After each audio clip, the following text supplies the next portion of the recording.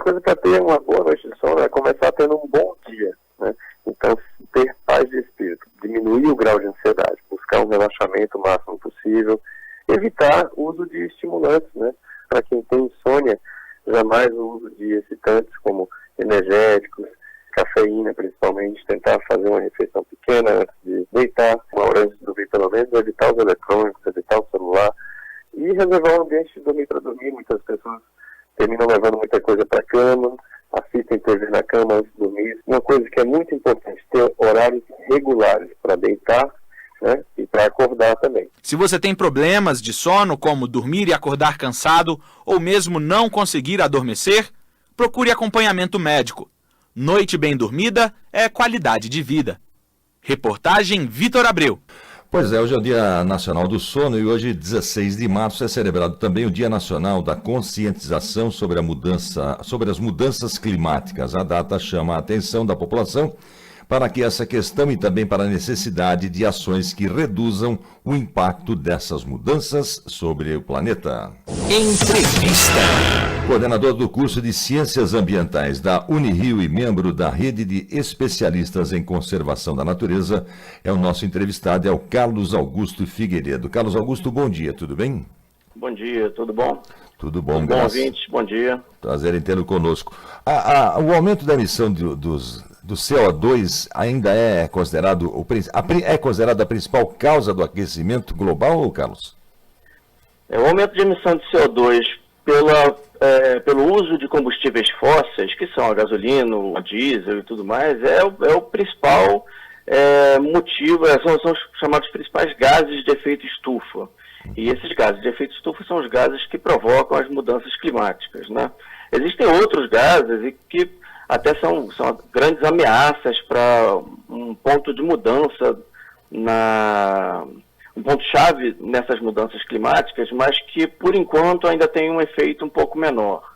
Na contramão disso, falta a perda da cobertura de vegetal também não supre essa demanda, essa quantidade de gás. Quer dizer, não há um equilíbrio, né?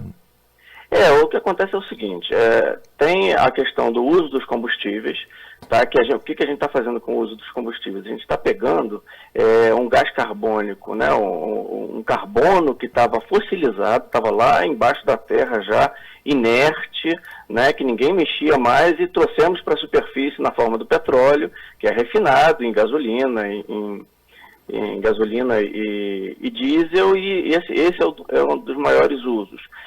A cobertura vegetal é uma outra forma de mobilizar carbono. Tá? Como assim? Quanto mais floresta a gente tem, é menos carbono que a gente... todos os seres vivos são feitos de hidrogênio e carbono.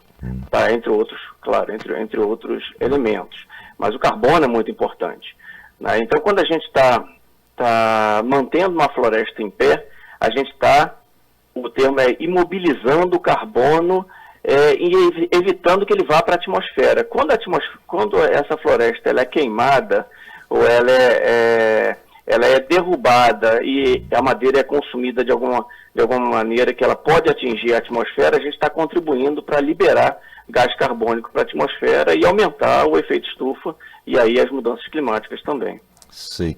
Bom, depende de ações das nações que mais poluem, principalmente Estados Unidos, China, Japão, enfim, a Alemanha, e o nosso Brasil também tem aí a sua parcela de contribuição para poluir, para diminuir a qualidade do ar que respiramos. E o que é que nós aqui podemos fazer enquanto aguardamos decisões dos poderosos das nações, meu caro Carlos Augusto?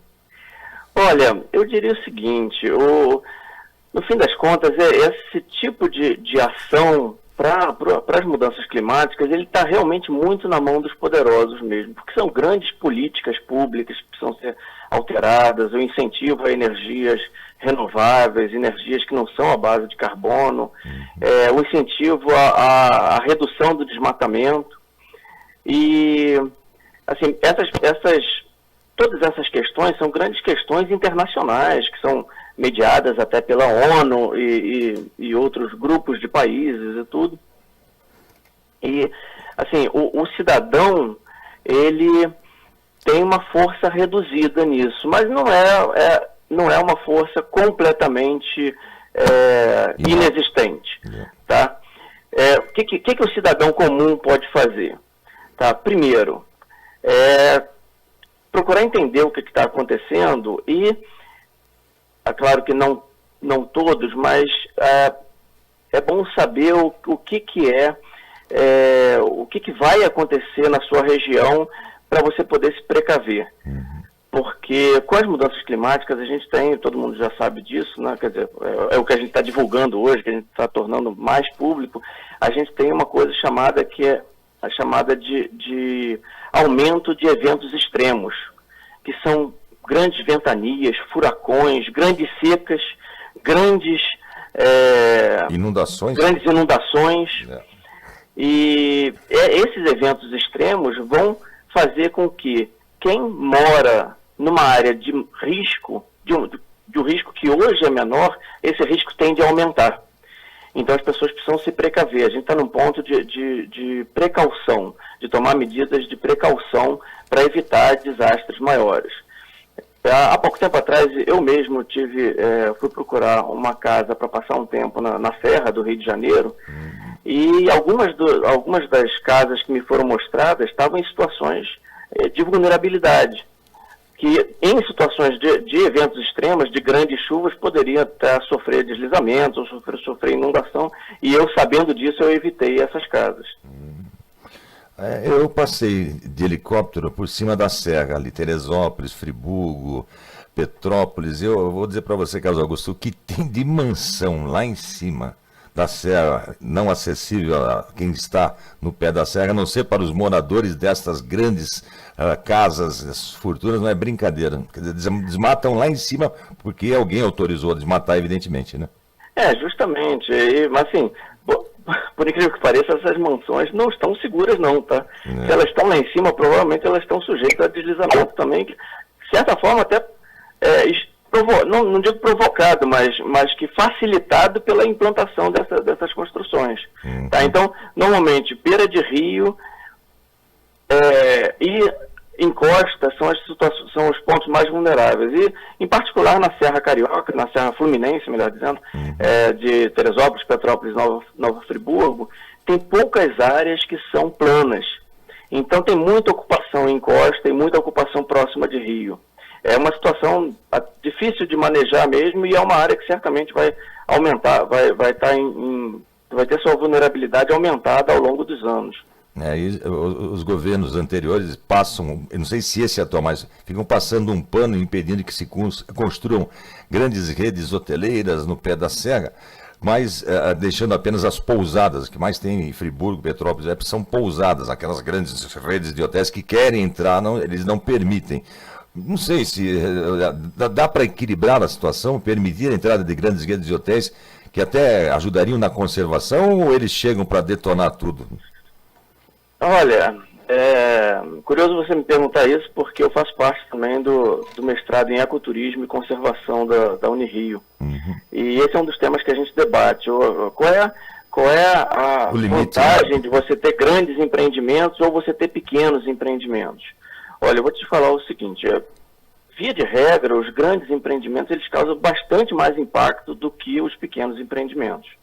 Então, eu não digo que um grande empreendimento não possa ser ambientalmente correto, eu acho que pode realmente ajudar o meio ambiente, mas esse não é o que a gente tem observado. Melhor não correr o risco, né? E normalmente as pequenas pousadas estão beneficiando a população local. O grande empreendimento, ele vem de fora. E ele traz gente de fora, ele gera empregos que não são diretamente para a população local, né? Exatamente.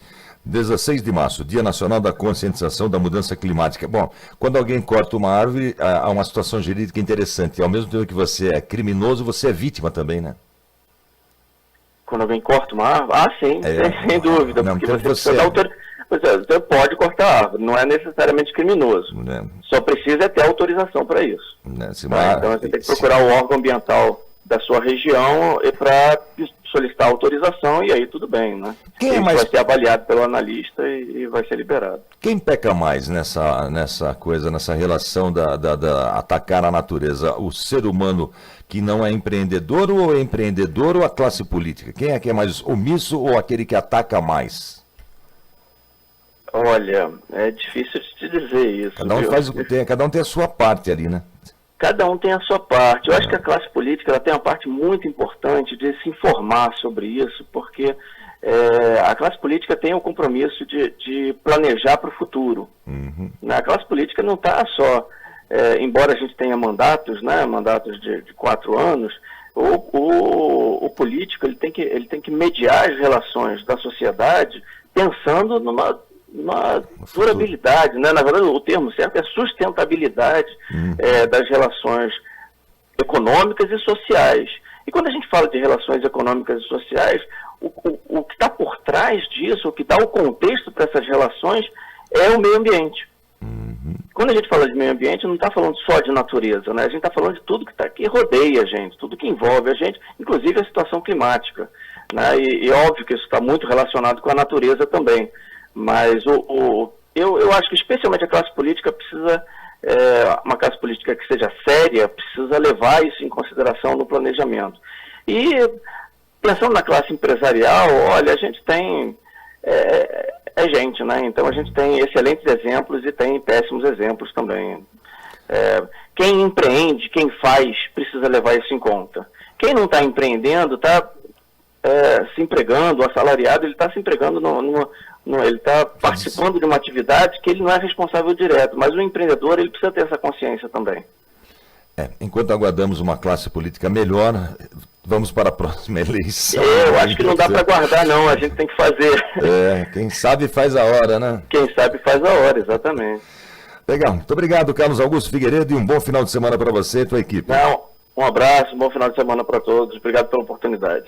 Nós aqui agradecemos e aprendemos mais com o coordenador do curso de Ciências Ambientais da Unirio e membro da rede de especialistas em conservação da natureza, hoje 16 de março, Dia Nacional da Conscientização da Mudança Climática. E aí, você onde está agora, também cumpre a sua parte, joga o seu papel no lixo, não suja a praia? 10h58.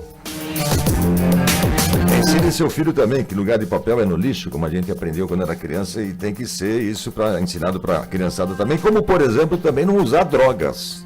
Pesquisadores do mundo todo estão preocupados com o excesso de uso de remédios ansiolíticos, aqueles receitados para tratar a ansiedade e distúrbios do sono. Estudos recentes mostram que esses medicamentos, conhecidos como tranquilizantes, têm mais riscos de causar morte que as drogas ilegais, como heroína e cocaína. Nomes como Rivotril, Xanax e Valium entram na lista. Cientistas descobriram que o maior